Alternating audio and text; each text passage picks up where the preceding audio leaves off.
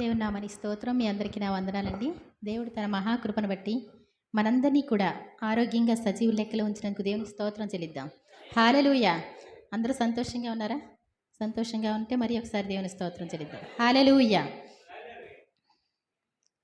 మరి గత వారాల్లో మనం యేసు ప్రభువారు మరణించి తిరిగి లేచిన తర్వాత ఆరోహణమై వెళ్ళిపోయిన తర్వాత మరి శిష్యుల్లో ఉన్నటువంటి యోహాను గారిని పద్మాసు ద్వీపంలో మరి ఆయన్ని అక్కడ మరి పరవాసిగా అక్కడ ఒక శిక్ష అనమాట అండి అది.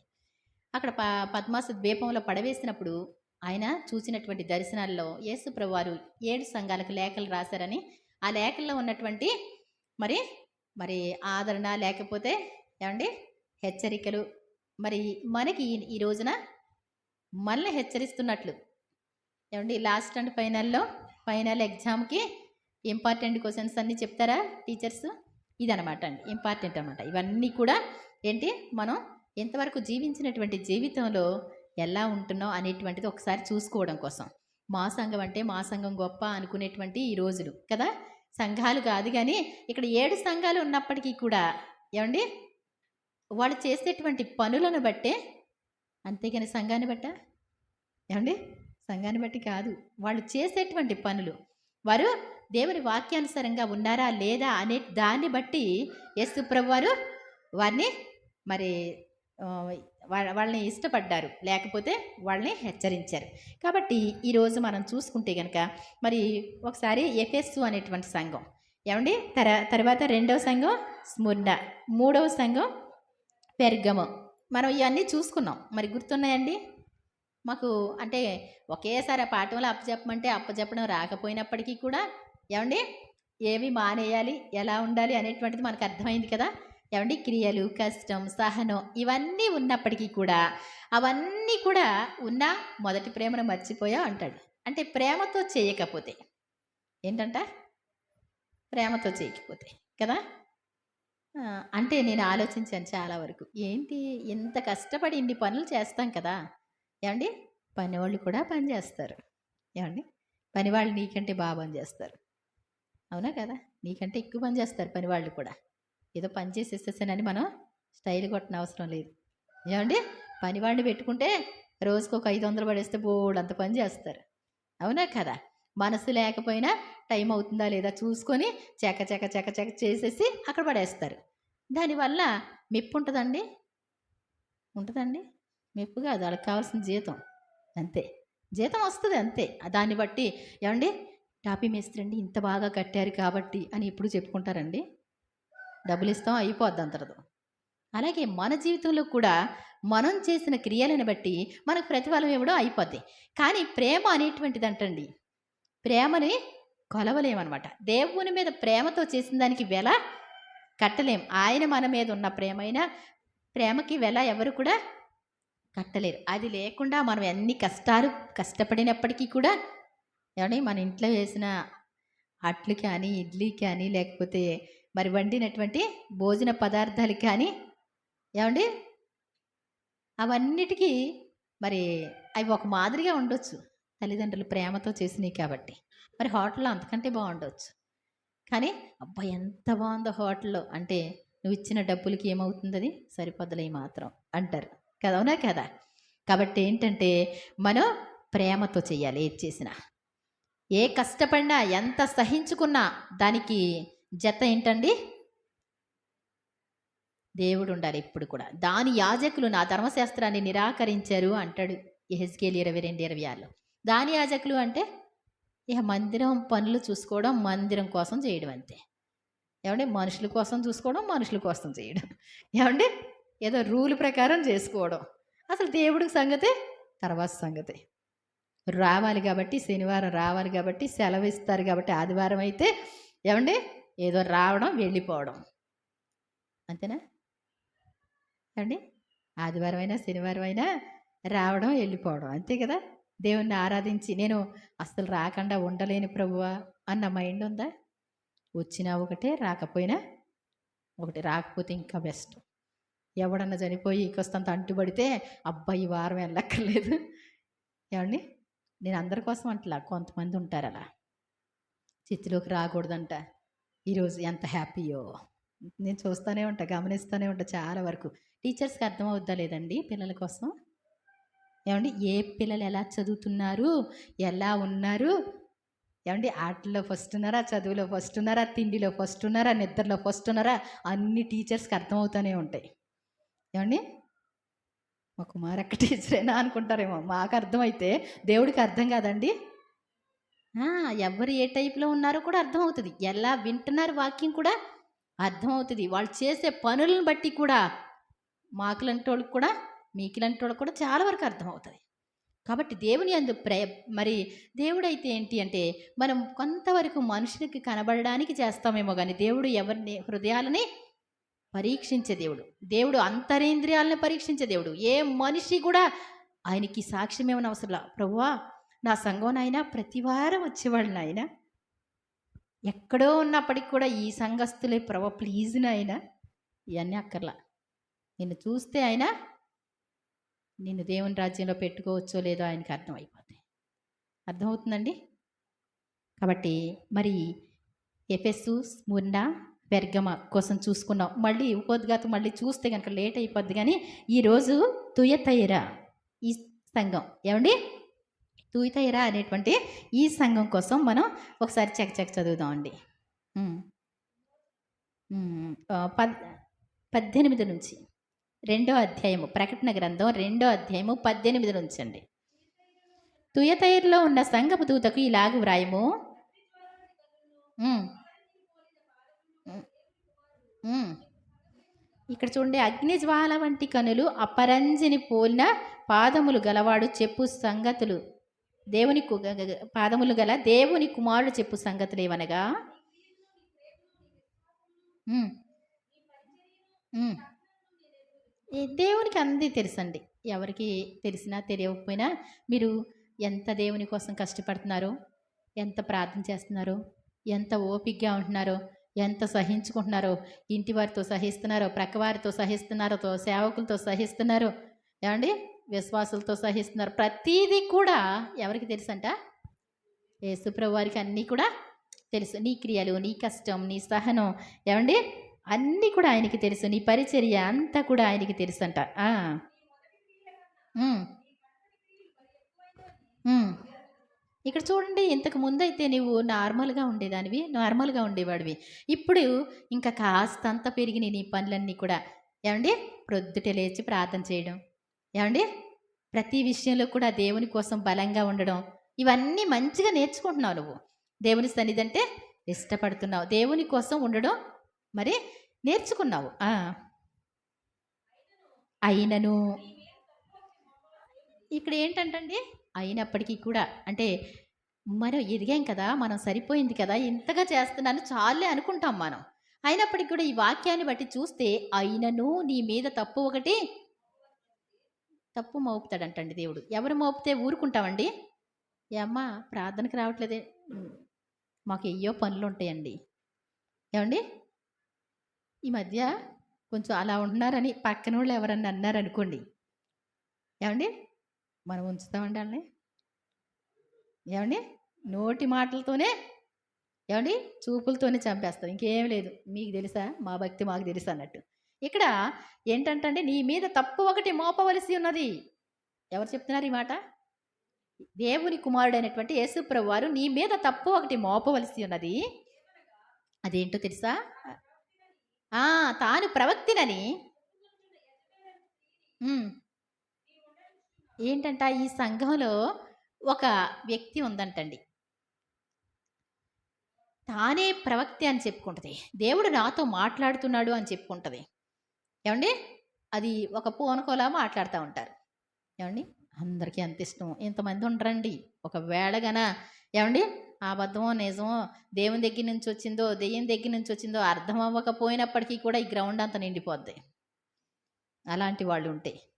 దేవుని మాటలు ఎలా ఉంటాయండి? ఏవండీ? తల్లిదండ్రుల దగ్గర పిల్లలు అస్తమానం ఉంటారా? బయటికెళ్ళిపోతుంటారా ఎక్కువ? ఏవండీ? తక్కువండి. ఏవండీ? కొంతకాలం ఏజ్ వచ్చిన తర్వాత ఏం చేస్తారు? మీ ప్రేమ మాకు అవసరం లేదు. అప్పటి వరకే రెక్కలొచ్చిన వరకే మీ ప్రేమ. ఏవండీ? తర్వాత ఏమవుతారు? ఇంకో ప్రేమ కావాలి. అవునా కాదా? కాబట్టి ఇక్కడ మంచిగా చెప్పేవాళ్ళు ఎవరికీ కూడా నచ్చరండి. అదే గనక మరి మీకు అమ్మా దేవుడు మిమ్మల్ని ఎంతో ప్రేమిస్తున్నాడు. మీ కుటుంబాన్ని చూపించాడు. బాబు నీది రెడ్ షర్టు నిన్ను చూపించాడు. నిన్నంట ఆశీర్వదిస్తున్నాడంట అంటే ఏమంటారండి? అయ్య బాబోయ్! నన్ను ఆశీర్వదిస్తున్నాడంట. నువ్వు యథార్థంగా ఉండి దేవుని యందు భయభక్తులు కలిగి ఉంటే ఆటోమేటిక్‌గా దేవుడు నిన్ను ఆశీర్వదిస్తారు. అప్పటి నుంచి ఏమనుకుంటాం, అబ్బా! నన్ను ఎంతో ఆశీర్వదిస్తాడంట అని కొంచెం ప్రార్థన పెంచుకుంటావేమో అప్పుడు ఆశీర్వాదం వస్తది. అర్థమవుతుందండి? ఇక్కడ ఈ సంఘంలో ఉన్నటువంటి ఒక లోపాన్ని, ఒక తప్పుని ఎత్తి చూపిస్తున్నటువంటి విషయం ఏంటి అంటే, నీవు యెజబెల్ అనేటువంటి స్త్రీని ఉండనిస్తున్నావు. తాను ప్రవక్తనని చెప్పుకుంటుంది. ఏం చెప్పుకుంటుంది?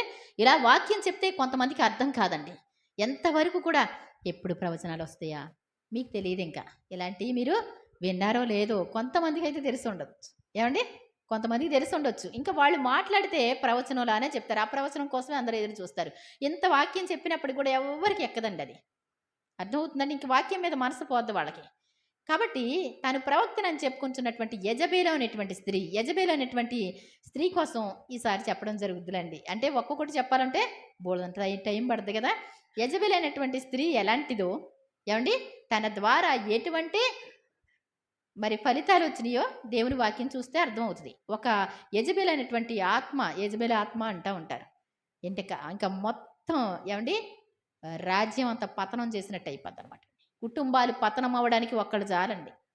యెజబెల్ ఆత్మ ఉన్నవాళ్ళు. సంఘాలు పతనం అవ్వడానికి ఒక్క యెజబెల్ అనేటువంటి ఆత్మ ఉన్నవాళ్ళు చాలు. ఏవండీ? నేనైతే ప్రార్థన చేశానండి. ప్రభువా! యెజబెల్ అంటే ఆత్మలు ఈ వాక్యం చదివినప్పుడు నా వల్ల అయితే కాదు గానీ మీరే ఒకవేళ ఉంటే మీరే తీసేయండి ప్రభా! నా వల్ల కాదు గానీ రాకూడదు నాయనా అని ప్రార్థన చేశానండి. ఏవండీ? కానీ వాక్యం ద్వారానే మరి వాళ్ళు రాకుండా పోయారు. ఈ సంఘం వేరు, మన వాక్యాలు వేరు అనుకున్నారు. ఏవండీ? ఏంటంట? మనయి వేరు, ఇది వేరు. అంటే ఇలా వాక్యం చెప్పేది పాత నిబంధన సంఘమా? ఏవండీ? విశ్రాంతి దినం సంఘమా? కాదండి. ఏవండీ? అర్థమవుతుందండి? ఉండొచ్చు. దేవుని ఆత్మ ప్రత్యక్షత ఇవ్వచ్చు. ఏవండీ? మీరు గదిలో ఎంత ప్రార్థనైనా చేసుకోండి. ఇవన్నీ కూడా దేవుడు మీతో మాట్లాడమన్న మాటలే. మీతోనే కాదు నాతో కూడా సూటిగా మాట్లాడుతున్నాడు దేవుడు. ఏవండీ? మీ ఒక్కడితో కాదు. నేనెప్పుడు కూడా అడుగుతాను. పరిశుద్ధాత్ముడు ఒక్కసారి మీరు మాతో మాట్లాడండి అనే మామూలుగా ఆయన్ని కూడా మామూలుగా వచ్చి మోకరించినప్పుడు చిన్ని వాక్యం నాతో చెప్తారా అంటాను. సూటిగా మాట్లాడతాడు చక్కగా. ఏవండీ? ఇప్పుడు కూడా నాతో మాట్లాడుతున్నారు. మీతో కూడా మాట్లాడుతున్నారు ఆయన. యెజబెలైనటువంటి స్త్రీని నీవు ఉండనిచ్చుచున్నావు. అదేం చేస్తుంది ఇక్కడ సంఘంలో? ఆ! ఏవండీ? జారత్వం చేస్తే తప్పేం కాదు. ఏం పర్లా. క్షమించేవాడున్నాడు. ఏంటంటండి? తప్పు చేస్తే ఏంటి? మామూలుగా వచ్చాయి. ఎవరు చూడలేదులే గాని. జారత్వం చేయడానికి కూడా అవకాశం ఉన్నటువంటి సంఘాలు లేవండి? పట్టించుకోరు అస్సలు. చాలా జాగ్రత్త. జారత్వం అనే మాట దరిదాపుల్లోకి అసలు దేవుని సంఘాల్లో కనబడకూడదు. వ్యభిచారం అనే మాటలో, దొంగతనం అనే మాటలు ఇవన్నీ కూడా కనబడకూడదు అంటే ఎలాగండి అంటే, అంతకుముందు నువ్వు బయట అలాంటి వాడివైతే ఒకవేళ ఇక్కడికి వచ్చిన తర్వాత ఎలా ఉండాలి? దానితో నీకు సంబంధం ఉండకూడదు. జారత్వం చేయనట్లు. ఆ! ఏవండీ? విగ్రహాలకు బలిచ్చిన వాటిని తినునట్లు. ఏవండీ? పలానా చోట విగ్రహాలకు బలిచ్చారంట అంటే అడగకుండానే వెళ్ళి తినేస్తారు. ప్రార్థన చేసుకుంటేనండి ప్రార్థన వల్ల పవిత్రం అయిపోద్దండి. ఏవండీ? పౌలు గారు చెప్పినటువంటి మాటలంట పేతురు గారు ఎత్తి రాస్తారు. విద్యావిహీనులు, అస్థిరులైనటువంటి వారు తక్కిన లేఖనాలను ఏవండీ? అపార్థం చేసుకున్నట్టు కొన్ని లేఖనాలను అపార్థం చేసుకున్నారంట. కాబట్టి మరి కొంతమంది తప్పిపోయారు. అపార్థాల వలన తప్పిపోతారు. అర్థం కాని వాళ్ళకి ఇష్టం వచ్చినట్టు మలుచుకోవడం ద్వారా. అర్థమవుతుందండి? ఇష్టం వచ్చినట్టు మలుచుకుంటే ఏమవుతాం? తప్పిపోతాం. ఇక్కడంట జారత్వము చేయనట్లు ఈ యెజబెల్ అనేటువంటి స్త్రీ ప్రవక్తనని చెప్పుకుంటా ఏం చేస్తుందంటండి? జారత్వం చేసేటట్లు విగ్రహాలకు బలిచ్చిన వాటిని తినునట్లును దేవుని దాసులకి బోధిస్తా మోసం చేస్తుందంటండి. ఇలాంటి వాక్యాలు మీరు వినకూడదు. చాలా జాగ్రత్త. ఏమండి? మన తిండి కోసం కాదండి. దేవుని రాజ్యం అంట భోజనము పానము కాదంటండి. సమాధానం దేవుని యందలి ఆనందం అంటండి. పరలోక రాజ్యం అంటేనే ఆనందం. ఇక్కడ తిండ్ల కోసం కాదు. ఏమండి? మీ దగ్గరికి వస్తాం కానీ సేవ నిమిత్తం వస్తాం కానీ ఏముంటాయి అక్కడ? ఏముంటాయండి? పల్లెటూరులో ఏం దొరుకుతాయండి? ఏం దొరుకుతాయండి పల్లెటూరులో? సేవ దొరుకుతుంది. కష్టపడి నీకెప్పుడు సేవ దొరకదేమో, నేర్చుకోలేవేమో. ఒకవేళ క్లాస్ బాగా అలవాటైన వాళ్ళకి మాస్ కావాలంటే పల్లెటూరికి రావచ్చు. యేసుప్రభు కడిపడిన కష్టాల ముందు, శిష్యులు పడిన కష్టాల ముందు ఇక్కడ కష్టాలు ఎన్న తగినవి కావు. అర్థమవుతుందండి? దేవుని కోసం కష్టపడడానికి రండి పల్లెటూరు రావాలంటే ఎవరైనా. అంతేగాని నాటుకోడి దొరుకుద్దా, నాటు మేకలు దొరుకుతాయా, ఏమండి ఇక్కడ గుంటల్లో చేపలు దొరుకుతాయి, ఎంత బాగుంటాయో అవి, మాకు పట్టేవి బాగోవు. ఏమండి తిండి కోసమైనా ఎప్పుడు మాట్లాడేది? ఏమండి లేరనుకుంటున్నారా? ఉంటారు. జాగ్రత్త. సేవకు రావాలి, పల్లెటూరికి రావాలి అంటే నువ్వు దోమల్లోనైనా పడుకోగలగాలి. ఏమండి అర్థమవుతుందండి? ఒకవేళ పచ్చడేసుకొని తినగలగాలి, ఒకవేళ లేకపోయినా ఓర్చుకోగలగాలి. అలాంటి వాళ్ళు, అర్థమవుతుందండి, దేవుని సేవకులకి అది నేర్పించుకోవాలి. అంతేగాని ఏముండి పెడతారు, ఏం పెడతారు, వీటి కోసం రావద్దు ఎవరు కూడా. ఏమండి ఈ వాక్యం కొన్నాళ్ళకైనా సరే ఎక్కడికన్నా వెళుతుంది, వస్తామండి అంటారు. మా సిస్టమ్ ఏంటి, నేను ఎవరితోనైనా చెప్తానండి, ఏంటండి మీ ఫుడ్ అంటారు. మా ఫుడ్ అనేటువంటిది ఏది కూడా దాని పేరు ఎత్తామండి. ఫ్రిడ్జ్లో ఉంటే తినేసేస్తాం అంతే. పచ్చళ్ళు ఉంటే తింటాం. 3 రోజులైనా మా సాంబార్ పెట్టిన సాంబార్ ఉంటే అది వేసుకు తింటాం. గిఫిన్లు పట్టించుకోం ఏది కూడా. కేవలం ప్రార్థనలు, వాక్యాలు మాత్రమే మాట్లాడుకోవడానికి సంతోషిస్తాం అంతే. అర్థమవుతుందండి? కాబట్టి విగ్రహాలకు బలిచ్చిన వాటిని తినండి, వ్యభిచారం చేసుకోండి, క్లాస్గా ఉండండి. ఏమండి అని నేర్పిస్తుంది అంటండి ఈ యొక్క యజబేల్ అనేటువంటి స్త్రీ. మారు మనసు పొందడానికి సమయం ఇస్తే ఏంటి అమ్మా, బాప్తిసం తీసుకుంటారా? అంత లేట్ ఉండకూడదు ప్లీజ్, అంత లేట్ అవ్వకూడదు. బాప్తిస్తానికి ఉంటుందండి లైఫ్లో, పర్లేదండి.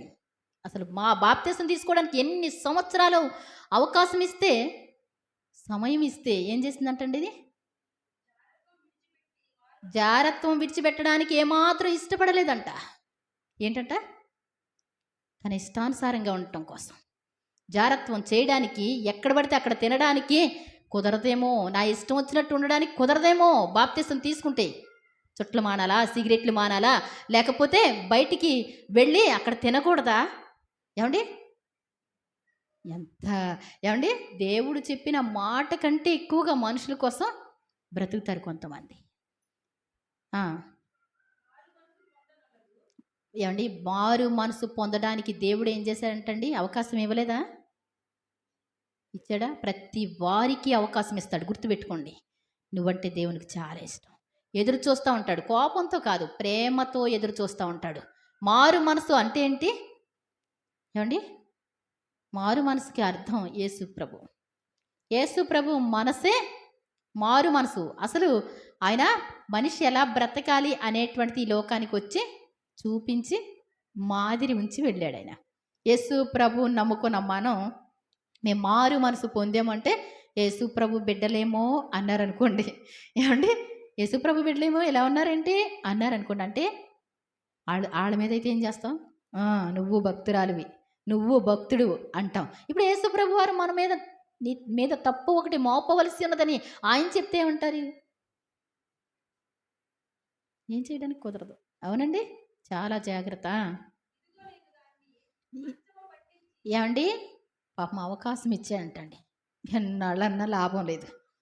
ఏంటి విగ్రహాలకు బలిచ్చిన వాటిని తినకుండా ఉండలేరు, వ్యభిచారం చేయకుండా ఉండలేరు. ఏమండి అందుకోసం మంచం పట్టించి ఏంటంటే మారు మనసు పొందడానికి అవకాశం ఇవ్విస్తే దాన్ని పట్టించుకోకుండా ఉంటే, ఫోన్లేమ్మ ఏమండి తిరగకుండా ఉండలేకపోతున్నావా? సర్లేమ్మ కాలు చెయ్య పడింది అనుకోండి, ఎక్కడ ఉంటారు వీళ్ళు? ఏమన్నా మంచంలో లేకపోతే వీళ్ళే మాట వింటలేదు, పోనీలే నరకమన్న తప్పిద్దామని మంచం బట్టి ఇచ్చాడంటండి. ప్రేమగల దేవుడైనా కాదా? మంచం పట్టిన వాళ్ళని చూసినప్పుడు దేవుడు అవకాశం ఇస్తే ఆ అవకాశాన్ని ఏం చేశారంట వీళ్ళు? పోగొట్టుకున్నారు. ఈ మంచంలోనైనా సరే అవకాశం దొరికింది అని మీకు అర్థం అవ్వాలి. ఎక్కడికన్నా మంచం దగ్గరికి వెళ్ళారనుకోండి, ఎవరైనా మంచంలో ఉన్నారనుకోండి, ఏమండి మనకు కూడా ఒకవేళ మాట వినకపోతే ఇలా మంచం పట్టే పరిస్థితి వస్తుంది, రాకుండా పోదు. ఏమండి అదొక ప్రాసెస్ దేవుడు ఇస్తాడు. ఆ మంచంలోనైనా మారు మనసు పొందడానికి దేవుడు ఏమండి విసుకొచ్చిన వాళ్ళు ఎలా ఉంటారండి? ఇప్పటికన్నా నాన్న కాస్తంత డాడీ 10 సార్లు ఫెయిల్ అయ్యారనుకోండి, డబ్బులు లేవనుకోండి, డాడీ చదువుతాను డాడీ. ఏం చదువుతారా నాయన? ఏమండి? ఏం చదువుతావు? తేరాక ప్రాణాలు పోతున్నాయి. సరిగ్గా చదువుతావు ఈసారైనా? ఏమండి? చదువుతా? చదువు, సరిగ్గా చదువు. ప్రాణం విసుగొస్తుంది. ఏమండి? మంచంలో ఉన్న వాళ్ళని చూసి ఏంటి? మారు మనసు పొందకపోతే దేవుడు నిన్ను చూసి ముద్దు పెట్టే. ఏమండి? దేవుడు చెప్పిన ప్రతి మాట, ప్రేమికురాలతో చెప్పిన మాట వ్యభిచారిగా ఉన్న నువ్వు తీసేసుకొని అబ్బా నన్ను ప్రేమిస్తున్నాడు. ఏమండి? వాళ్ళతో చెప్పిన మాట నీతో చెప్పినట్టు కాదు. ఆ రూట్లో నువ్వు ఉంటే గనక అప్పుడు నువ్వు తీసుకో ఆ మాట. ఏమండి? నువ్వు ప్రేమికురాలుగా ఉండి హెచ్చరించిన వారిని కోసం చెప్పినటువంటి మాటను నువ్వు తీసుకొని అవసరం లేదు. నువ్వు ఏ స్థితిలో ఉన్నావు నీకు అర్థమైపోద్ది. దేవుడు నీతో మాట్లాడుతున్న మాట సూటిగా లోపలికి వెళ్తుంది. అర్థమవుతుందండి? నీతో దేవుడు సూటిగా మాట్లాడతాడు. నేనైతే మాట్లాడలేను. నువ్వేం చేస్తున్నావు నాకైతే తెలియదు. కానీ ఏమండి? వాక్యం చెప్పుకుంటా వెళ్ళిపోతే ఏమైపోద్ది? లోపలికి వెళతాయి. నువ్వు ఈ తప్పు చేస్తున్నావు, జాగ్రత్త, నీకోసం నేను ఎదురు చూస్తున్నాను, జాగ్రత్త అని దేవుడు మాట్లాడుతూ ఉంటాడు. ఏమండి? దానితో కూడా వ్యభిచరించినటువంటి వారందరినీ కూడా దాని క్రియల విషయమై ఏంటంటండి? ఒక్కతండి దానితో వ్యభిచరించినటువంటి వాళ్ళందరూ, ఆ మనిషిని ఏకీభవించినటువంటి వాళ్ళందరూ, ఆ వాక్యాలని అనుసరించినటువంటి వాళ్ళందరూ కూడా మారు మనసు పొందితేనే. ముందు ఈవిని ఏం చేయాలి? మంచం పట్టించి, ఏమండి? మంచంలో కూడా అవకాశం ఇస్తే మారు మనసు పొందన్న వల్లదంటండి. ఈవిడ మాత్రం ఏంటి? నేను కరెక్ట్గానే ఉన్నా, దేవుడే నాకు ఇలాంటి శిక్ష వేశాడు. చాలా జాగ్రత్త. హృదయం మోసకరమైనది, అది ఘోరమైన వ్యాధి గలది, దాన్ని గ్రహింపగలవాడెవడు? హృదయాన్ని ఎవరు కూడా గ్రహించలేరంటండి. ఏమండి? మొదటి శత్రువు ఎవరో తెలుసో మనిషికి? ఈ శరీరం. ఏమండి? అనుకుంటాం నేను బాగానే ఉన్నాను, నేను పవిత్రంగానే ఉన్నా, నేను పరిశుద్ధంగానే ఉన్నాను అని అనుకుంటాం. మొట్టమొదట నిన్ను తీసుకొచ్చి ఏమండి శత్రువు ఏం చేస్తారు? అప్పగిస్తారు కదా. నీ శరీరం సైతానిగాడి కంటే ముందు నీ శరీరం బయటికి తీసుకొచ్చి నిన్ను అప్పగిస్తుంది. నీతో పాపం చేయించడానికి అదేం చేస్తుంది? నిన్ను అప్పగిస్తుంది. పర్లేదులే, తర్వాత ప్రార్థన చేద్ది, కానీ వెళ్ళు, తినేస్తాయి, వెళ్ళు ఒకసారి ప్లీజ్ అంటది. పాపం చేశాక ఎందుకురా ఇలాంటి పని? ఏమండి? ఎందుకు? కాసేపు దానికోసం ఎందుకు ఇలా చేస్తున్నావు? నువ్వు తినకుండా ఉండలేవా? బుద్ధి లేదా నీకు? నేను చెప్తానే ఉన్నా, వద్దులే అంటున్నా. ఏంటది? వద్దని ఉత్తుదేనండి. మన శరీరం మొదటి శత్రువు. నిన్ను నరకానికి పంపించడానికి నీ శరీరమే ఫస్ట్ శత్రువు. శరీరం మాట వినకూడదు. ఆత్మచేత శరీర క్రియలను చంపిన ఎడల మీరు జీవిస్తారు అని ఉంది దేవుని వాక్యం. శరీర కార్యాలు స్పష్టమై ఉన్నవి. అవేవనగా జారత్వము, అపవిత్రత, కాముకత్వము, విగ్రహారాధన, అవిచారములు, ద్వేషములు, కలహములు, క్రోధములు, మత్సరములు, ఏమండి విమతములు, అసూయలు, అల్లరితో కూడిన ఆటపాటలు, ఇవన్నీ కూడా నిన్ను చంపడానికే చూస్తున్నాయి. వీటిలో ఏదైనా జారిపడి, ఏమండి దెయ్యాలు బ్రతిమలాడితే ఎలాగోనంటండి. ఎలాగంట తెలుసా? మన మనసు ఇలా లాక్కుంటూ పోతుంది కదా, చుట్ట మీదకి ఇలా లాగుద్ది, సిగరెట్ మీదకి ఇలా లాగుద్ది, మరి ఎక్కడికైనా వెళ్ళాలంటే ఇలా లాగుద్ది. అదేంటో తెలుసా? దెయ్యం వచ్చంట ప్లీజ్ రావా, ప్లీజ్ అంటే అబ్బా మనసు ఏమవుతుందండి? లాగేస్తుంది. ఏమండి? వద్దులే కానీ అని ఆత్మ అంటది. ఆత్మ అంటే ఏం చేస్తారండి? పట్టించుకోరు. మళ్ళీ దెయ్యం అంటది ప్లీజ్ రావా, ఒక్కసారికి. అందరు లేరా ఏంటి? ఇంతమంది లేరా? వాళ్ళందరూ కూడా నా మాట వింటలేదా? అప్పుడు ఏమంటాండి? ఫోన్లే ఎలాగో తింటాంలే కానీ. ఏమండి? ఈ పని అయిపోతే తర్వాత కాడి నుంచి ఈ సంవత్సరానికి మాత్రం ఇంకా కొత్త సంవత్సరం ఉండి ఒప్పిస్తారు కదా, అప్పుడు ఏం చేస్తారు? 31st నైట్ ఒప్పిస్తారు కదా. ఏమండి? 31st నైట్ అప్పుడు ఒప్పుకుందాంలే, ఈ పాపం కూడా కొట్టుకుపోద్దులే కానీ. ఏమండి? అంతేనా కదా? ఏమండి? మళ్ళీ కొత్త జీవితం అప్పుడు కాడి నుంచి బైబిల్ చదవడం మొదలు పెడతాను, మరలా స్టార్ట్ చేస్తాను. ఏమండి? చాలా జాగ్రత్త. బుద్ధిపూర్వకంగా పాపాలు చేస్తే వాటికి బలి కానీ ఉండదు, కానీ దేవుని యొక్క న్యాయపు తీర్పుకి ఎదురు చూడాలంటండి. చాలా జాగ్రత్త. కాబట్టి ఏం చేస్తుందంటండి ఇది? మారు మనసు పొందట్ల. దాంతో పాటు వ్యభిచరించిన వారందరికీ కూడా మారు మనసు పొందితేనే సరి. వాళ్ళు కూడా ఎంతమంది ఉన్నారో, ఆ వాక్యాలు గైకునే వాళ్ళు ఎంతమంది ఉన్నారో చాలా జాగ్రత్త. వాక్యాన్ని తప్పించేటువంటి బోధలు ఎక్కువైపోతున్నటువంటి పరిస్థితి. ఏమండి? యేసు ప్రభు చెప్పిన మాటలన్నీ కూడా నెరవేరుతున్నాయా? మన భూకంపం వచ్చిందంటండి మీకు తెలుసా? మీకు గమనించారా మీరు? నేనైతే గమనించలేదులండి. ఏమండి? నేను గమనించలేదు. కానీ ఏంటి సాగర్ కూడా ఇదేంటిది మంచం ఊగిపోతుంది, ఇవి ఊగిపోతున్నాయి, అవి ఊగిపోతున్నాయి అన్నారంటండి. చాలామంది కూడా చెప్పారు. అవునా? పెద్ద మేడలు కట్టుకున్నాం అనుకోండి, పెద్ద ఇల్లు కట్టుకున్నాం అనుకోండి, ఏమండి ఆ ఇల్లు వచ్చి మన మీద పడితే నాయనా నేను ఇంక అందుకే ఈ మందిరం అంటే అందంగా ఉండాలని చిన్నప్పుడు కోరుకున్నాను. ఏమండి మందిరం అంటే అందంగా ఉండాలని కోరుకునేదాన్ని ఎప్పుడు కూడా. మీ మందిరం అందంగా ఉంటే పక్కన ఒక రేకుల షెడ్ వేసుకొని ఉంటాను ప్రభువా అనేసి. అంతే తప్ప మాకు ఇల్లు వాకిలు అందంగా కావాలని కోరిక ఏమీ లేదండి. మీ ఇల్లు కంటే ఇక్కడికి వచ్చి కూర్చుంటే మీ ఇల్లు కంటే తక్కువగా ఉండకూడదు నా దేవుని సన్నిధి అని కోరుకున్నా చిన్నప్పుడు నేను. దేవుని స్తోత్రం చెప్తాం. ఏమండి? అంతేనా? మీరు గాన ఈ స్లాబ్ వేయకుండా ఈ పనులు చేయకపోతే నా జీవితంలో తాటాకిల్లు తప్ప నాకు వద్దే వద్దన్నారు. ఏమండి? ఎందుకో తెలుసా? ఏమండి? దేవుని సన్నిధికి హై లెవెల్ కుటుంబాల్లోంచి వచ్చి ఏమండి ఇక్కడ దీనంగా తాటాకిలతోనో రేకులతోనో అయోమయంగా ఉందనుకోండి, బాగుంటుందండి? మందిరానికి ఎందుకో అంత ఎక్కువ పెడతారంటారు. బట్టలు వేసుకునే బట్టలకు పెడతాం 3000 5000. ఏమండి? అంతేనా కాదా? కాబట్టి నిజంగా మనం దేవుణ్ణి యెరూషలేమా నిన్ను ప్రేమించు వారు వర్ధిల్లుదురు. దేవుని స్తోత్రం చెప్దాం. దేవుని మందిరాన్ని ప్రేమించే వాళ్ళు ఏమవుతారంటండి?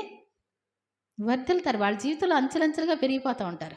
కుమారక్కడదులే కానీ చర్చి. ఏమండి? ఎవరిది ఇది? కుమారక్కదా చర్చి? ఏమండి? ఇక్కడ మైనస్గా ఉన్నాయి ఏంటో చూసుకొని అస్తమానం కరెంటు పోతుంటే చిరాకు అనిపిస్తుందా? ఈసారి దేవుడు ఇచ్చి పడేస్తాడులే కానీ ఇన్వర్టర్ అనుకున్నాను. పోతే పోనీ అస్తమానం దీనికోసం మనం ఎందుకులే అంటే ఇప్పుడు రాజ్కుమార్ చెప్తుంది. ఇంకా మొన్న గీత కూడా అక్క మరి ఇన్వర్టర్ కొనేస్తారంట అరుణ్ గారు. దేవుని స్తోత్రం చెప్దామండి. దేవుడు వారిని బాగా దీవించాలి. ప్రతి ఒక్కళ్ళని యవనస్తులైనటువంటి పిల్లలు ఏమండి వాళ్ళు చిన్నవాళ్ళు అయినప్పటికీ కూడా నేను ఎవరి కోసమైతే కన్నీరుగా వచ్చి చిన్నప్పటి నుంచి ప్రార్థన చేశానో వాళ్ళు మంచిగా ఫలించడం నేను చూస్తున్నా. దేవుని స్తోత్రం చెప్తాం. హల్లెలూయా. ఏమండి మీ తల్లిదండ్రులకు మీరు ఎవరేమో దేవుని కానుకలను తీసుకొచ్చేస్తారు. ఇక్కడ ప్రశాంత్ ఉన్నాడు, దశంభాగం తీయకుండా ఏది వాడటం. ఏమండి వాళ్ళ దగ్గర చేతిలోకి వస్తే చాలు చిటుక్కుమని కొడతారు చిన్నపిల్లల వాళ్ళు. ఏమండి యవనస్తులు. ఏమండి వేరే అని కాదు, నేను ఎందుకంటే ఏదో గొప్పగా అని కాదు, చిన్నవాళ్ళు ఏం చేస్తారు? 7000 వస్తే ఏదోడు కొనుక్కుందాం, మనకు వస్తే ఏం చేద్దామండి? ఏదోడు కొనుక్కుందాం అనిపిస్తుంది. తర్వాత తీర్థంలో దేవునికి అనుకుంటారు, కానీ వాళ్ళు అవశ్యంగా వేస్తారు. ఏమండి మరి అరుణ్ గారు ఉన్నారు చెప్తున్నాను. ఏమండి 20,000 గప్పుకుని బండి వాళ్ళు 2,000 చిల్లరేసేవారు. ఏంటి గీత ఎవరికో కొట్టబోయి వచ్చినాయేమో అంటే, లేదక్క అవేవే వచ్చి ఉంటాయి, ఒకవేళ ఆయన వేసి ఉంటారులే. నేను చాలా ఇరుకులో ఉన్నప్పుడు కూడా దేవుని స్తోత్రం చెప్దాం. ఏమండి 20,000 తీసుకొచ్చేవాళ్ళు ఉంటారా? ఏమండి వేరే అని కాదు, నిజంగా ఎంత ఇవన్నీ జరుగుతున్నాయంటే మెల్లిమెల్లిగా చిన్న చిన్న పెట్టుబడులాగా దేవుడు నాకు ఇవ్వబట్టేనండి. వాళ్ళని బట్టి దేవుడు మరి నా ఆ బండి కొనుక్కోవాలంటే కిస్తీ కట్టడానికి కూడా చాలా కష్టమై సతమతం అయిపోయేదాన్ని. ఇప్పుడు 4 సంవత్సరాలు పూర్తయిపోయింది అనమాట. మొన్న 22 ఆగస్టు 22కి ఏం చేయాలో అర్థం కాని పరిస్థితి. మా ఫ్రెండు నా క్లాస్మేట్ ఆశాబాబు 3,000 వేసాడు, సంతోషపడ్డాను. నేను ఎవరికైనా వేస్తే ఎప్పుడే వేస్తుంది కుమారి అన్నాడు. ఏమండి నన్ను అమ్మ అంటాడు. ఏమండి నన్ను అమ్మే అని చెప్తాడు. తనకి తల్లి లేదు కదా, నువ్వు నాకు అమ్మవి కదా అంటాడు ఎప్పుడన్నా చెప్పాలంటే. ఏమండి నేను ఇలాంటి క్రిటికల్ సమస్యలో ఉన్నాను, నీకు చెప్తే నాకు అయిపోయిందని. ఏమండి తను 3,000 వేసేవాడు, ఇప్పుడైతే 5,000 వేస్తున్నాడు. దేవుని స్తోత్రం చెప్దాం. అలాంటి వాళ్ళు మరి సంఘబిడ్డలో మరి కానుకలు తీసుకునే వాళ్ళు ఉంటారు. ఏమండి ఈ రోజున నా డబ్బులు నేను పెట్టట్లా, నా మందిరములో ఆహారం ఉన్నట్లు 10వ భాగం అంతయు నా మందిరపు నిధిలోనికి తీసుకురండి, దీని చేసి నన్ను శోధిస్తే ఏంటంటే ఆకాశ వాకింటి విప్పుతాను. వాక్యాన్ని నెరవేర్చేవారుగా ఉండాలి. ఎన్ని సంవత్సరాలు విన్నప్పటికీ కూడా ఒక ప్రథమ ఫలం ఫస్ట్ బీరకాయ కాస్తే తేవడం తెలుసండి? నీ సస్య ఫలములను ప్రథమ ఫలాల్ని తడవు చేయకూడదు, లేట్ చేయకూడదంట. మన ఇష్టానుసారంగా మనం ఉండకూడదు. దశంభాగాలు తీయడానికి మనం ఏం చేయకూడదంట? లేటు చేయకూడదంట. దేవుడు మరి నిజంగా నేను ఒక్కదాన్ని అయితే ఏం చేయగలుగుతామండి? నేను చాలా కష్టపడి నా వల్ల అయ్యేది కాదు. నేను గేదెలు పెంచుకోవాలి, ఏదో ఒకటి చేసుకోవాలి. మరి మరి అబ్రహాము, ఇస్సాకు, యాకోబులానే ఉంటాను ప్రభువా, నన్ను దీవించండి. వాళ్ళు కూడా ప్రవక్తలు అనబడ్డారు కదా, వాళ్ళు ఆశీర్వదించారు కదా, నన్ను కూడా అలా ఆశీర్వదించండి. నేను ఎవరి దగ్గర తీసుకోవడం అంటే నాకు అస్సలు ఇష్టం లేని పరిస్థితి అనమాట అండి. ఏమండి? కాబట్టి నిజంగా ఏంటంటే మరి మీరు దేవునికి ఇస్తే ఏం చేస్తాడు దేవుడు? ఎక్కడదో తీసుకొచ్చి మీ చేతిలో పెడతాడండి. అవునా కదా? ఫోన్లో 37 రూపాయలకి వచ్చేసినాయి. ఇంతలో ప్రశాంతి ఇవ్వండి. ఏమండి ఇదేంటి అని అడిగాను. అడిగితే ఏదో వచ్చుంటే లేదా అడిగి అనేసి అంది రాజకుమారి. దేవుని స్తోత్రం చెప్తాం. వేరే అని కాదు, నా దగ్గర నిజంగా ఫోన్పేలు అస్సలు లేక, నీ దగ్గర లేకపోవడం ఏంటక్క, మీకు ఎక్కడో ఒకటి నుంచి వస్తాయి అన్నాడు పెద్దోడు వచ్చి. పెద్దోడు ఫిలిప్ వచ్చి, మీ దగ్గర లేకపోవడం ఏంటి నా మోకం, నిజంగానే 37 రూపాయలు ఉన్నాయి అందుట్లో. ఏమండి నిజంగా దేవుని మహాకృప. ఏమండి ఈ మందిరం కట్టడానికి ఆరంభించకముందు మా చిన్నమ్మగారు ఒక 10,000 ఇచ్చారండి. అప్పుడు ఇస్తే ఆ తర్వాత ఒక కళ వచ్చింది నాకు. ఆ కళ ఏంటి అంటే, ఇక్కడ ఇంటి అలాగే ఇసుగొట్టు ఉంది. అప్పుడు కళలో కూడా ఏమండి ఎదురుగుంట వస్తామా అని ఇసుక పోయిస్తూ ఉంటాను, ఏదో పనికి తర్వాత పనికి వస్తుందని. ఆ ఇసుగొట్టులో ఉంట డబ్బులు మా చిన్నమ్మ కృపాడ అమ్మగారు రబ్బర్ పెట్టి అందుట్లో పెట్టి ఇసుకలో పాతి పెట్టిందంటండి. ఇవంటండి తీస్తుంటే మళ్ళీ రబ్బర్ పెట్టి మళ్ళీ వచ్చేస్తాయి అంట. అందుట్లో ఉంటే మందిరం కట్టుకో అని చెప్పింది అప్పుడు. ఏమండి నిజంగా మరి దేవుడు ఇంత ఆశీర్వదించబట్టే ఇక్కడ కానుకలు అయితే సరిగా రావు. పాపం నిజంగా వాళ్ళు కష్టపడో లేకపోతే ప్రేరేపింపబడో వాళ్ళు మ్రొక్కుకోనో దేవుడు వెయ్యబట్టి నేను ఇక్కడ దాంతోనే అయితే సేవ అసలు చేయలేను. ఏమండి ఇప్పటి నుంచి కాదు, ఫస్ట్ నుంచి కూడా. ఏమండి నిజంగా దేవుడు వాళ్ళని దీవించును గాక. కానీ నాకు ఒక రకమైన బాధ ఏంటి అంటే, అవకాశం ఉన్నప్పుడు కూడా దేవుని సన్నిధికి రాకుండా ఉంటే వాళ్ళ కానుకలు వద్దని చెప్దామా అనిపిస్తుంది. దగ్గరలో ఉన్నవాళ్ళు, అవకాశం కుదిరిన వాళ్ళు కూడా దేవుని సన్నిధికి రాకపోతే ఎందుకంటే వాళ్ళ కానుకలు అనిపిస్తుంది ఒక్కొక్కసారి. ఫోన్లే నాకు తెలియదు ప్రభా, మరి మీవేం చేస్తావు కొంచెం చూసేస్తా, నాకు మైండ్లో ఉంటానే ఉంటుంది. దూరం వాళ్ళు అయితే అని అనుకోవచ్చు. దగ్గర ఉండి కూడా దేవుని సన్నిధి అంటే నిర్లక్ష్య వైఖరి మన జీవితంలో ఉండకూడదు. కాబట్టి ఇక్కడ వాక్యాలను బట్టి చూస్తే కనుక ఏమండి మనం మారు మనసు పొందాలి. ఏమండి బలిచ్చిన వాటిని తినటం, విగ్రహారాధనలు, లేకపోతే జారత్వాలు చేయడం, పట్టించుకోకుండా రావడం, ఆయనే ఎలాగో ఆ పంటని ఆయనే చూసుకుంటాడులే అంటే, పంట బాగా తాలైపోయింది అనుకుని ఏం చేస్తారు మీరు? ఏం చేస్తారు? వచ్చేసింది పంట, టైంకి నీళ్ళు అందలేదు, వెళ్తుందా కొట్లోకి? రేట్ వస్తుందా? అలాగే అవుతాం మనం కూడా, తాళ్ళలాగే. ధాన్యానికి చెత్తకు సంబంధం ఏమిటి? దేవునికి బెలియాలతో సంబంధం ఏంటి? విశ్వాసకి అవిశ్వాసకి ఒత్తెక్కడిది అంటాడు. కాబట్టి మనం సరైన ప్రార్థనా జీవితం లేకపోతే, సరి చేసుకునేటువంటి మనసు మన దగ్గర లేకపోతే మనం తాలు గింజలతో సమానం. ప్రార్థన లేకపోతే తాలుతో సమానం అంటండి. గింజ పెరగదనమాట అండి. అది ఒడ్డు గింజ ఆకారం వస్తుంది కానీ లోపల ఉన్నటువంటి ఆ బియ్యం అనేటువంటిది తయారు అవ్వదనమాట. మన ఆత్మ తయారవ్వదు, శరీరంగా అవైతే ఇక్కడికి వస్తున్నామేమో. చాలా జాగ్రత్త. చదవండమ్మా. ఏంటంటండి, మారు మనసు పొందకపోతే బహుశ్రమల పాలు చేతును. ఏమోనండి, ప్రార్థనకి వెళ్తున్నాం కానండి అసలు ఏంటో ఈ శ్రమలు బాగట్లేదండి. ఏమంటారు? బహుశ్రమల పాలు ఆయన చేస్తే, నువ్వు మారు మనసు పొందకపోతే బహుశ్రమల పాలు ఆయన చేస్తే సంఘంలో ఆ సంఘానికి వెళ్ళినా లాభం లేదు. ఈ సంఘంలో బాగుంటుందా? ఏ సంఘంలో బాగుంటుందండి? నువ్వు బాగుంటే అన్ని సంఘాలు బాగుంటాయి. ముందు వెళ్ళే నువ్వు మారు మనసు పొందాలి. దాని పిల్లలను నిశ్చయముగా చంపుతాయి. ఎందుకు? అది మారు మనసు పొందదు. దాని పిల్లలు పుట్టినప్పటికీ కూడా దాన్ని అనుసరించిన వారిని కూడా అది మారు మనసుకు నడిపించదు. కానీ అలాంటి బ్రీడ్ రావడం మంచిది కదా. అలా దాని పిల్లలను చంపేదను. ఏంటంటండి, అందువలన అంతరింద్రియములను హృదయములను పరీక్షించేవాడు నేనే అని సంఘాలన్నీ తెలుసుకోవాలి. ఏంటంట? సంఘంలో ఉన్నవాళ్ళు వాళ్ళకి ఎందుకు ఆశీర్వాదం వచ్చింది? ఏమండి, హేబేల అర్పణ ఎందుకు అంగీకరింపబడింది, నా అర్పణ ఎందుకు అంగీకరింపబడలేదు అంటే అర్థం ఏంటి? హృదయాలను పరీక్షించేటువంటి దేవుడు ఎవరి అర్పణ అంగీకరించాలో ఎవరిది ఏమండి నిరాకరించాలో ఆయనకి తెలుసండి. అర్థమవుతుందండి. కాబట్టి మరియు ఏమండి ఎవరో ప్రార్థన చేస్తే కాదు, మీరు వచ్చి కానికేసుకుంటారు వెళ్ళిపోతారు. సపోజ్ చెప్తున్నా, కుమారక్క ప్రార్థన చేస్తుందా, కుమారక్క ప్రార్థన అని కాదు, ముందు నేను ప్రార్థన చేస్తూనే ఉంటాను. నా సంఘాన్ని ప్రత్యేకంగా ఫస్టే పెట్టుకుంటాను. కానీ కుమారక్క ప్రార్థన అని కాదు, కానీ మీరు మారు మనసు పొందాలి. ప్రతి వానికి వాని వాని క్రియల చొప్పున జీతం ఇస్తానని ప్రతిఫలం ఇచ్చేదనని. అయితే తుయితైరలో ఈ సంఘంలో కడమవారంటే యజబేల్ అనేటువంటి స్త్రీ మాటలు వినేవారు కొంతమంది ఉన్నారు. మారు మనసు పొందని వారు కొంతమంది, ఆ యజబేల్ అనేటువంటి స్త్రీని అనుసరిస్తున్నటువంటి వారు కొంతమంది ఉన్నారు. వ్యభిచారం చేస్తారు, విగ్రహాలకు బలిచ్చిన వాటిని తింటారు, మారు మనసు పొందరు వీళ్ళు. కానీ కొంతమంది ఉన్నారంటండి ఈ సంఘంలో, తుయితైరా అనేటువంటి సంఘంలో కొంతమంది ఎలా ఉన్నారంట, ఆ బోధన అంగీకరించకుండా, లేదండి మాకు మాత్రం మేము తినలేమండి, ఏమండి మేము వెళ్ళలేమండి, అది తప్పండి, ఏమండి అనేవారు ఉన్నారు కొంతమంది. ఆ కడమ వారితో ఆయన చెప్పే మాట ఏంటంటే,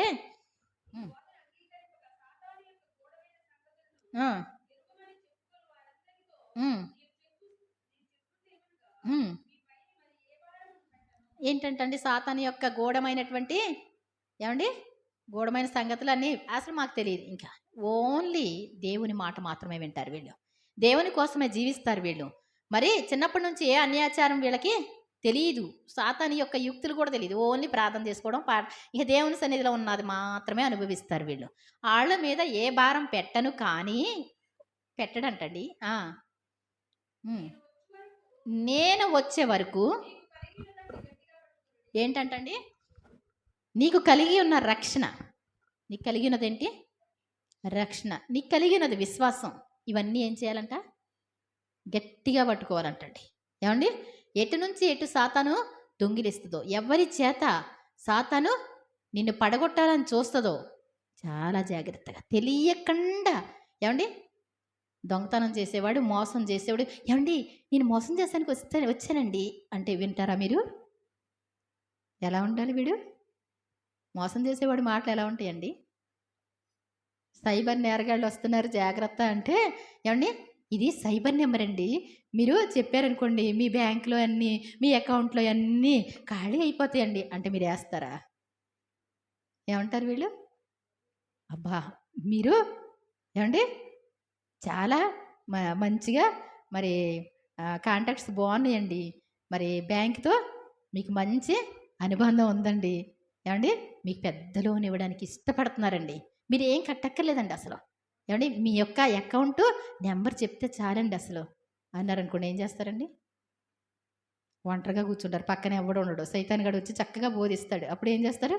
కొట్టాయి, ఒక్కసారి చెప్పామంటే 5 లక్షలు వచ్చి పడతాయి, నొక్కేస్తారు, అయిపోయింది. ఏమండి ఈ దాంట్లో ఉన్న 50,000 5 లక్షల కోసం ఆశ పెడితే ఏమైపోయింది? మోసగాడు ఏమన్నా మోసం చేసినట్టు చెప్తే వస్తుందా? నీకు కలిగింది గట్టిగా పట్టుకో, మోసమే వస్తుంది. ఏం లేదు, కొంచెం చూపిస్తారు, ఇంత వారు వస్తుందండి అంటారు, అస్సలుది ఏమండి అస్సలుది కూడా నష్టపోతాం. చాలా జాగ్రత్త, కొన్ని దెబ్బలు తింటేనే కానీ మనుషులు ఏమారు, అందుకే దాని జోలికి వెళ్ళకుండా మారాలంటే కొన్ని దెబ్బలు తింటేనే, అనుభవపూర్వకంగా కదా. కాబట్టి ఇక్కడ ఏంటంటండి, కలిగి ఉన్నదాన్ని గట్టిగా పట్టుకో, ఏమండి నేను నా తండ్రి వలన అధికారం పొందినట్లు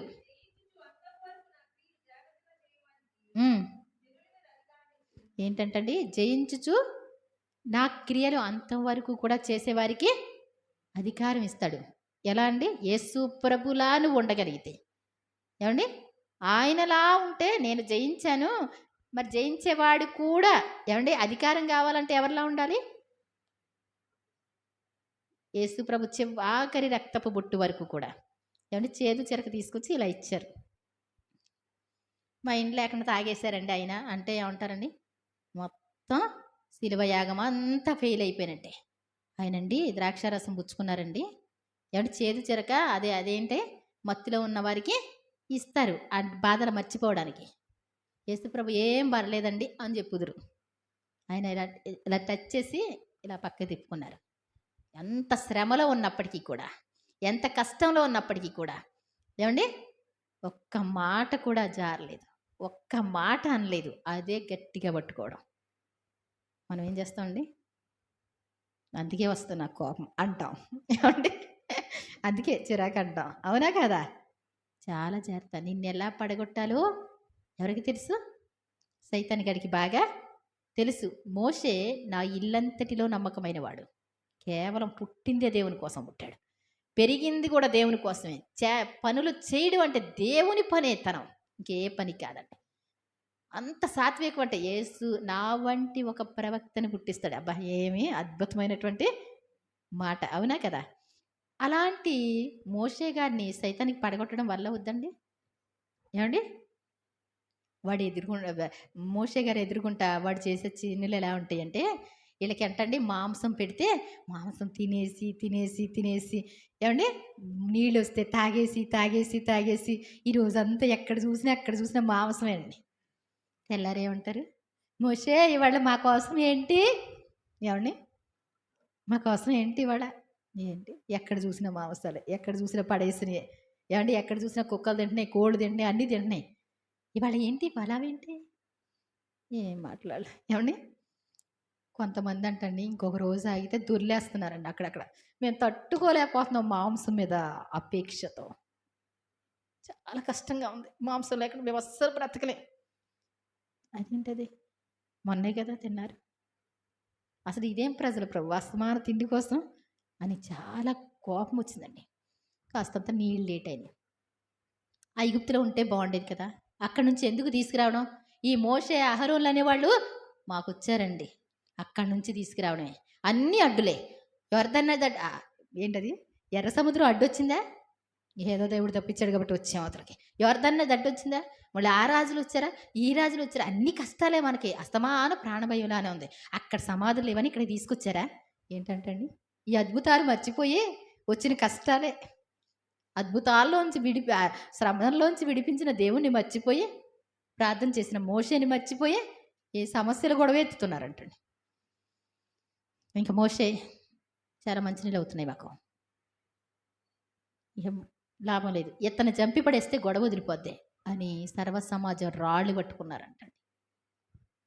ఓరి బాబోయ్! ఎంత దారుణమైన మనుషులా ఈళ్ళు. ఎంత దారుణమైన మనుషులో నీకు తెలీదా? అంటది సాతాను పక్క నుంచి. ఏమంటదండి? నీకు తెలీదా? తెలుసు. అన్నీ తట్టుకుంటున్నా. దేవునిలా తట్టుకుంటున్నా. ఎందాక తట్టుకుంటావు నువ్వు అసలు? ఏవండి? ఎంతకాలం తట్టుకుంటావు నువ్వు వాళ్ళని? అసలు దేవుడే తట్టుకోలేదు ఆ ప్రజల్ని. నేనే తట్టుకోలేకపోతున్నానని చెప్తున్నాడు దేవుడు. మీరు చదివితే ఉంటుంది. దేవుడు కూడా ఈ ప్రజలతో 40 సంవత్సరాలు నేను భరించి విసిగిపోయానంటాడు దేవుడు కూడా. దేవుడు విసిగిపోతే నువ్వు ఒక లెక్క? ఏమండి? నువ్వేమీ లెక్క కాదు మోషే. ఒక్క మాట అన్నా నీ కోపం పోయేలా ఒక్క మాటను, ఒక్క మాట. అసలు ఇప్పుడు దాకా ఏమనం ఎందుకని? ఒక్క మాట అంటే జాలి చేస్తా ప్రశాంతం అయిపోద్ది. ఏమైపోద్ది? నీళ్ళు ఇస్తా అన్నాడుగా దేవుడు. ఒక్క మాట, బాబు రండి తాగండి అంటే అది కాదు, సెట్ అవ్వరా. ఏమండి? సెట్ అవ్వరా. రండి నీళ్ళు దేవుడు ఇస్తా అన్నాడు మీ ఎడుపు మొహాలకి. సెట్ అవ్వరా. ఏం మాట సెట్ అయిందంట? ద్రోహులారా. ఏమండి? కరెక్ట్ సెట్ అయింది. ఏంటంట? ద్రోహి అని చెప్పువాడు నరకాగ్నికి లోనవును. ఒక్క వర్డ్ వస్తే ఏంటది? నేను ఎవరికో డబ్బులు వేసాను ఒకసారి. ఎంత వేయడానికి అసలు వేయట్లేదు వెనక్కి. ఏమండి? చాలా కోపం వచ్చింది. చాలా విసుగొచ్చేసింది. నాకు అర్జెంట్ అయిపోతుంది. చాలా ఇబ్బంది పెట్టిన పరిస్థితి. వెదవన్నారు వెదవ గప్పుకున్నాను. అనగానే చాలా పొరపాటు చేసావు అన్నాడు దేవుడు. ప్రభువా నన్ను క్షమించండి. ఎందుకింత దారుణమైన మాట? ఏమండి? ఏ మోసగాడు అంటే బాగానే ఉండు, ఏదన్నా అంటే బాగుండు. ఏమండి? పనికి మాలిన వాడు అని అంటే గనక తన సహోదరుని చూసి వ్యర్థుడా అని చెప్పువాడు మహాసభకు తీర్పులో నిలబడాలిరా. తండ్రి దారుణమైన మాట అన్నాను. అసలు ఇన్ని రోజులో గుండె అంతా బరువు ఎక్కిపోయింది. ఏమాట? వ్యర్థుడా అంటే, పనికి మాలినవాడా అంటే, ఏమండి? వెధవా అంట. వెధవా అంటేగా మనం ఏమంటాం? ఒరే ఎదవగా ఇట్రారా ఏవండి? ప్రతిరోజు ఏం మాటలు మాట్లాడతావు? అదే నరకానికి పోయే మాటలే. ఏవండి? వెధవన్నారు అది వెధవ అంటే ఎక్కడికి పోతారు? అంటే మా నాన్నగారు అంటా ఉండేవారు వెధవన్నారా వెధవ అని. ఆ మాట మాకేమవుద్ది? చిన్నప్పటి నుంచి లోపల ఉంటాయి కదండీ! ఆ మాట అంటే చాలా బాధపడ్డా. ఏవండి?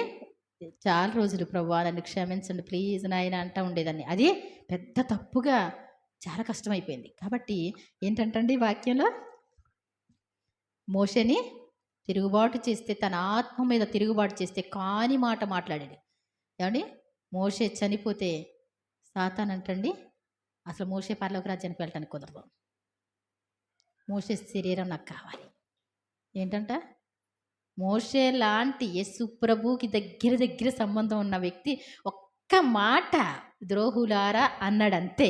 ఆ శరీరం నాకు కావాలంతే. జడ్జి జరగాలి అక్కడ. ఏమండి? ఎంత దారుణమైన పరిస్థితితో తెలుసా? సాతానుగాడు ఊరుకోడండి. నా మాట విన్నాడు. నేనే దగ్గరున్నాను. చేశాడు, ఈ తప్పు చేశాడు. చాలా జాగ్రత్త.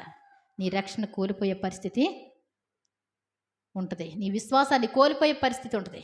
ఒక్క మాటలో పోయిందండి. పెద్ద తప్పేం కాదు. మనం ఏంటంటామండి ఎన్నిసార్లు? చాలా జాగ్రత్త. నీకు కలిగిన దాన్ని కడమావారు మరి తుయతరలో కడమావారైనటువంటి వారు వాళ్ళతో కలుసుకోకుండా ప్రత్యేకంగా చక్కగా ఉన్నవారు మీరు ఒక్క మాటలో తప్పిపోతారేమో. జాగ్రత్త. మీకు కలిగి ఉన్న దాన్ని మీరు గట్టిగా పట్టుకోండి. ఏంటంట?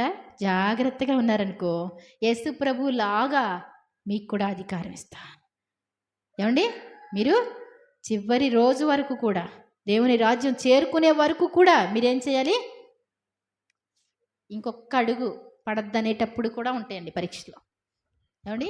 లాస్ట్ అండ్ ఫైనల్కి వచ్చేసి అందుకే నేను అనుకుంటా ఉంటాను, ఆలోచిస్తూ ఉంటాం కదా, ఏమైనా పనులు చేస్తూనే ఉంటాం కానీ మైండ్ తిరుగుతూనే ఉంటుంది కదా. కొన్ని మంచి పనులు చేసిన వాళ్ళు చిటిక్కుమని చనిపోతారు. ఏమండి? అది చాలా బెస్ట్. ఎందుకో తెలుసా? ఆ మంచి పనులు అయిపోయిన తర్వాత ఆ గబుక్కున కొంచెం చిన్న గర్వం వచ్చి ఒక చిన్న మైనస్ వచ్చింది అనుకోండి, ఈ మంచంతా పోయి ఈ మైనస్ మిగులుద్ది. అందుకోసం మంచి పనులు చేయగానే 22 సంవత్సరాలే ఇతను ఎంత బాగా చేశాడు సేవ అంటారు. ఏమండి? పల్లెన సువార్త సభలే చేయాలి. 20 సంవత్సరాలు ఉంటాయా? 22 ఉంటాయి అనుకుందాం, మహా ఎక్కువైతే. ఏమండి? ఆ పాట రాశాడు. ప్రపంచానికి సరిపోయే పాట అది. ఏమండి? ప్రపంచ సువార్తకి సరిపోయే పాట. చిటుక్కుమని పాట పాడుతానే ఒరిగిపోయాడు స్టేజ్ మీద. చాలు. ఏమండి? తర్వాత గాన ఇంకెలాంటి పాటలు వస్తాయో తెలియదు, తర్వాత ఎలా అవుతామో తెలియదు. చాలు. అప్పటి వరకు బాగున్నారు. తర్వాత బాగోని పరిస్థితులు ఏమైనా వస్తాయేమో మనకు తెలియదు. వెళ్ళిపోవడం బెస్ట్ అనమాట. కాబట్టి దేవుడు న్యాయస్తుడండి. కాబట్టి నీవు ఎప్పటి వరకు ఉండాలి? మరణం వరకు కూడా నమ్మకంగా ఉంటే వాళ్ళు ఇనపదండముతో వెళ్ళటానికి అధికారం ఇస్తాడంట. అప్పుడు మంచి పోస్ట్ వస్తుంది మనకి. వారు కుమ్మరి వాని పాత్రల వలె అవిశ్వాసంగా ఉండి ఇష్టానుసారంగా ఉన్న వాళ్ళందరూ కూడా కుమ్మరి వాని పాత్రలా పగలగొట్టబడతారు నీ చేతిలో. మరియు అతనికి వేకువ చుక్క అంటే యేసుప్రభు వారేనండి. వేకువ చుక్కన అంతకంతకు వర్ధిల్లేటువంటి స్థితి ఉంటుంది అనమాట. సంగములతో ఆత్మ చెప్తున్న మాట చెవి గలవాడు. చెవి ఆత్మీయ. మీకు ఇప్పుడు ఈ మాటలన్నీ అర్థమైనాయండి? మీ ఆత్మ బ్రతికే ఉందా? ఏమండి? దేవునిలో బ్రతికే ఉన్నారు కదా? బాగా ఎక్కిందా వాక్యం? అర్థమైంది కదా? ఏం చేయకూడదు, ఏం చేయొచ్చు అదంతా పట్టించుకునే ఏమోలేండి అన్నారనుకోండి, మన మాటలు మనకే ఉన్నాయి అనుకోండి, ఆత్మలో చనిపోయిన వాళ్ళే అనమాట. కాబట్టి చాలా జాగ్రత్త. మనకు కలిగిన దాన్ని మనం గట్టిగా పట్టుకొని ఉండాలి. లేకపోతే మారు మనసు పొందాలంటే పొందాలి. విగ్రహాలకు బలిచ్చిన వాటిని తినకూడదు అంటే తినకూడదు. వ్యభిచారం చేయకూడదు, జారత్వం చేయకూడదు అంటే చేయకూడదు. మంచాన్ని పట్టించే వరకు కూడా నీవు దేవుని విసిగించవద్దు. ఇదే రక్షణ దినం, ఇదే అనుకూల సమయం అంటాడు. మరి తర్వాత యెజబెల్ అనేటువంటి స్త్రీ కోసమైనా లేకపోతే హృదయాలను పరిశోధించేటువంటి పరిశోధకుడు దేవుడు అని ఎన్ని చోట్ల వ్రాయబడిందో అవన్నీ కూడా, ఏ భక్తులు ఎలా ప్రార్థన చేశారో అవన్నీ కూడా తర్వాత వారాల్లో చూసుకుందామండి. మరి మనం ఏ స్థితిలో ఉన్నాం చూసుకుందాం. ఎఫెసు, స్ముర్నా, పెర్గమ, తుయతైరా ఈ 4 సంఘాలకి వ్రాసినటువంటి లేఖల్లో ఉన్నటువంటి ఏమండి సరి చేసుకునేటువంటి పరిస్థితులు మనలో ఉంటే సరి చేసుకుందాం. అంతేగాని మోసపోవద్దు. మరి ఎదటి వాళ్ళు ఏదైనా లోపం చెప్పారనుకోండి వాళ్ళ మీద కోప్పడుతూ ఉంటాం. మా చిన్నమ్మగారు అంటా ఉండేవారు. ఏవండి కృపాళమ్మ గారు ఏమనేవారు? అమ్మ మన మన మ మన తప్పులేంటో మనకు తెలీదు గదా! ఎవరైనా చెప్తేనే బావుంటది కదా! ఏదన్నా ఉంటే చెప్పండి సరి చేసుకుంటా. చిన్న పిల్లలైనప్పటికి కూడా మనకు తెలీదు గదా! ఏ స్వభావంతో ఉన్నామో మనకి తెలుసండి? ఉండదు కదా! ఎదటి వాళ్ళకి కనపడదు మన మనసు. కాబట్టి సరి చేసుకునేటువంటి మనసు దేవుడు చెప్పినా ఒకవేళ మనుషులు చెప్తే అవునా కాదా చూసుకుందాం. కాబట్టి ఈ రోజు నుంచి మరి జాగ్రత్తగా ఉండడానికి మరి ఇష్టపడదాం. దేవుడు తన పరిశుద్ధ వాక్యాన్ని దీవించునుగాక. ఆమేన్. చిన్న ప్రార్థన చేసి పరిశుద్ధుడైన పరమ తండ్రి మీ ఘనమైన నామానికి వందనాలు యేసయ్య. మరి ఒకసారి మీ కృపాసనం సమీపించి ప్రార్థిస్తూ ఉన్నాం నాయనా. మరి 7 సంఘాలకి రాసినటువంటి లేఖల్లో మేము నాయన గమనించినటువంటి ప్రతి మార్పును నాయన మారు మనసు పొందడానికి మీరే కృప చూపించండి. సరిచేసుకునే అవకాశాలు మీరిచ్చినప్పుడు సరి చేసుకోవడానికి సహాయించండి. ఏమాత్రం కూడా మంచం పట్టించుకునే పరిస్థితి మా జీవితంలో రాకూడదు. మంచం ఎక్కే పరిస్థితి వచ్చి అక్కడికి కూడా గర్వహృదయాలతో ఉండి సరి చేసుకోలేనటువంటి పరిస్థితి మా జీవితంలో రాకూడదు. కానీ నాయన ఇప్పుడే సరి చేసుకునే మనసు మాకు అందరికీ దయచేయమని ప్రార్థిస్తూ నాయన మరి మాకు కలిగిన దాన్ని కూడా గట్టిగా పట్టుకోగలిగిన కృప మాకు దయచేస్తారని నమ్ముచు మీరిచ్చిన ఈ వాక్యాన్ని బట్టి మీకే మహిమ చెల్లిస్తూ తప్పకుండా ఆయన మా ప్రయోజనం కోసం మీరిచ్చిన ఈ మాటలు మా జీవితంలో నెరవేర్చబడును గాక.